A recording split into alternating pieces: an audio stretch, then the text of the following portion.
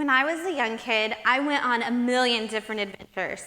I had breakfast in Paris, high tea with the Queen, outran the exploding volcano of Pompeii. I even helped Rainbow Bright make the world a sunshiny place. And I did it all from inside my room. Whether it was giving Barbie and her shell-covered best friend Donatello new jobs, inventing a bedtime story for my little sister to take a break from one I had read 1,000 times before, or creating a puppet show that I overcharged my parents to watch me perform from the doorway of my room, storytelling was how I lived my life. I could be anything I wanted in my stories, anywhere I wanted to be, and no matter what, I always defeated the bad guy. Being obsessed with stories made me an avid reader, and as I consumed media in every way, I began to notice something. Every story, no matter the medium, boiled down to the same thing. There was a hero who had a problem, and somehow they had to solve it. Hopefully without a cliffhanger that left us waiting 2 years for a sequel. As the years went on, the puppet shows became musicals, and eventually YouTube shows. The bedtime stories became young adult novels, and the Barbies, they became me, dressing up and exploring a world of new adventures beyond my room. Quite literally, actually. Nearly 10 years ago, I was working as a cosplay model. For those who don't know what that is, it means I dressed up as a character from a movie, a comic book, a television show, etc.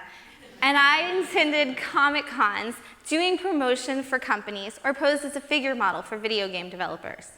It also meant I had to find an additional source of income if I wanted to eat, because most of that money went back into buying and making more costumes.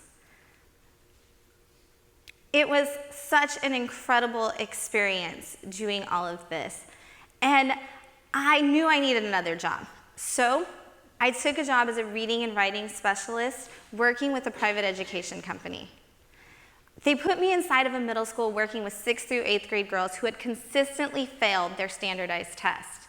So much so that they were considering closing the school if they didn't bring their performance up. I asked one of the girls in my 8th grade writing lab why she thought it was she missed every question on her state writing exam.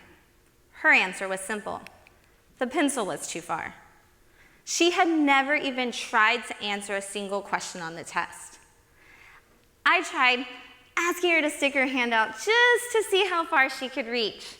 It turns out, much as I suspected, her reach did go beyond the length of her desk, which means she could have grabbed the pencil at any time. I tried again, asking her what it was she wanted to do when she got older. She told me she wanted to be an influencer.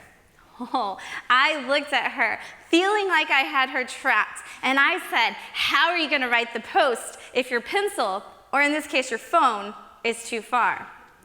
Now, the magic of middle schoolers is no matter how many strategic moves you make, they will always get to checkmate first. And this was no exception. She looked straight back at me and she said, "Miss, everyone knows it's all about the pictures." I thought long and hard about what it was she said, trying to come up with the best argument to respond. It's all about the pictures. That's how she planned on communicating her message. She knew she would need words, but they only mattered in conjunction with an image.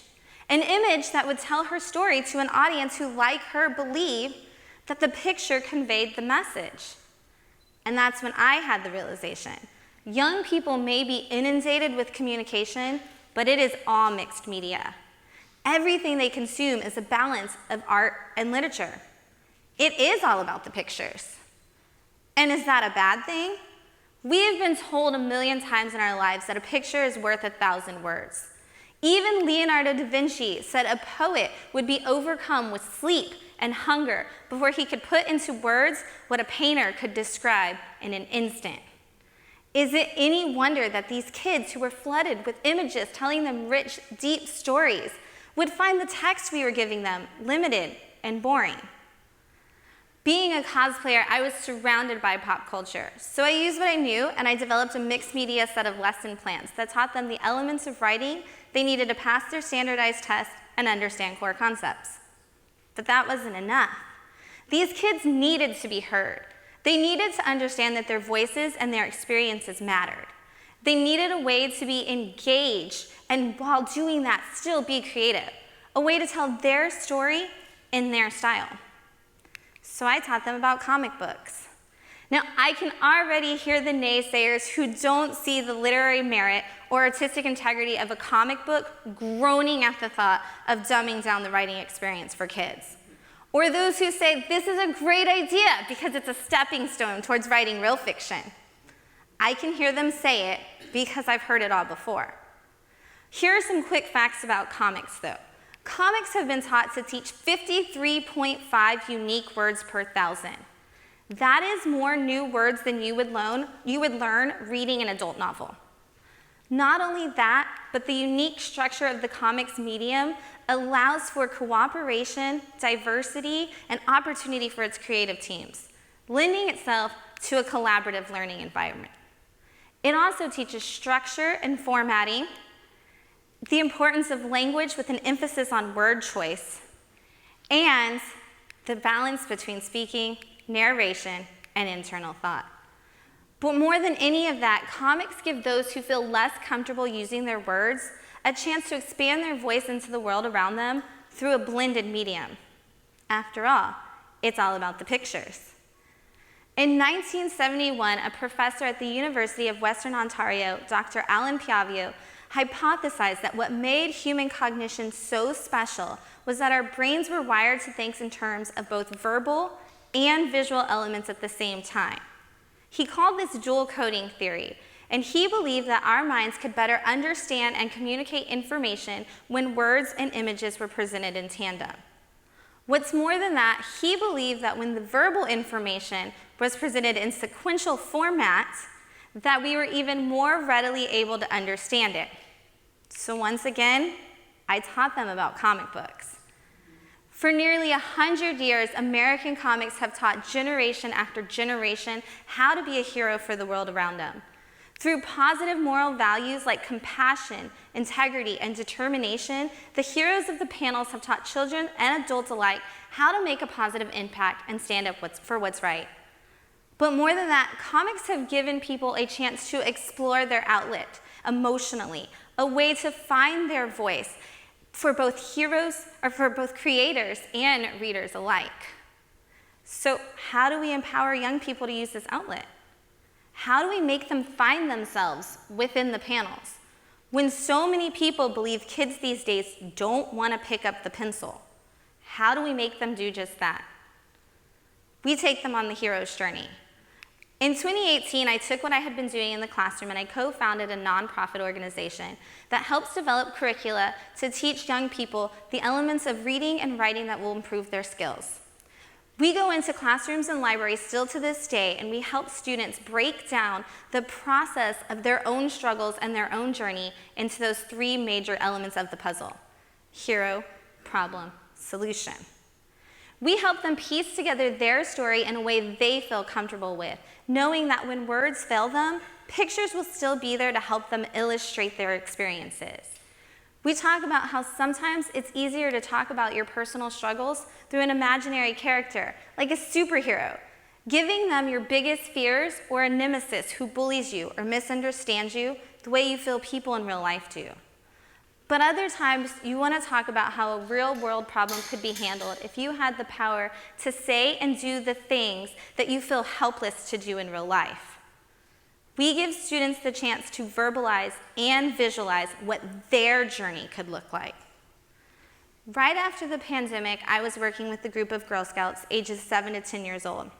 One of the girls in the group was the person who had suggested they earn their comic creation badge with us. She was so excited to tell her story. When the time came to share what they had been working on, this young Girl Scout proudly came and stood in front of all of her peers and said her story was about herself. You see, this young girl, like all kids her age, had just lived through an entire school year at home alone. And over the course of that school year, she had lost touch with her friends from her class, unable to spend time with them because she didn't live near any of them. Thankfully, she had been able to make friends with some girls in her neighborhood. But as things opened back up and the girls went to their respective schools, the neighborhood girls went to the same school. but this young Girl Scout was enrolled somewhere else. Each day when she would come home, the neighborhood girls would be laughing and playing together, talking about the things that happened in class and the weird things their teacher had done. And this young Girl Scout felt left out. She was worried they would drift apart, and eventually they did. She felt alone, like she didn't have any friends, and she didn't know how to make more. The girl put all of this into a story showcasing her experiences, and then she shared that story with a group of people who considered her a friend. It wasn't until halfway through the next person's moment of sharing that she realized what she had done. She came up to me and asked if she could excuse herself. She was okay. She just needed a minute to process the fact that she had just shared some very big emotions. The other girls in the group realized it too, because they saw her art showcasing her sadness. They saw in her drawings the face she made when she felt left out. And they heard in her story that she wanted to find a way to change these feelings and behaviors. Comic storytelling had given her a chance to explore her feelings and demonstrate them to others. It had given her a chance to find a voice to relay those emotions, and when she ran out of words, the art was still there to help her demonstrate those raw feelings for others to understand. Since that day, I have seen countless numbers of students use comic storytelling as a way to explore their feelings towards things like moving, or parents divorcing, or siblings that destroy their favorite toys, or a step-parent they're unsure about, and probably hundreds of pet dogs as superheroes who can tackle anything but a vacuum cleaner. They give themselves superpowers and sidekicks and problems that seem insurmountable, but together we are able to find a way to overcome. But more than that, they give themselves a voice, a way to be seen and heard through an illustrated medium that allows them to not only visualize the problems they are facing, but the solutions they need to succeed. They say that pictures are worth 1,000 words. Let's give young people the ability to speak millions. Thank you.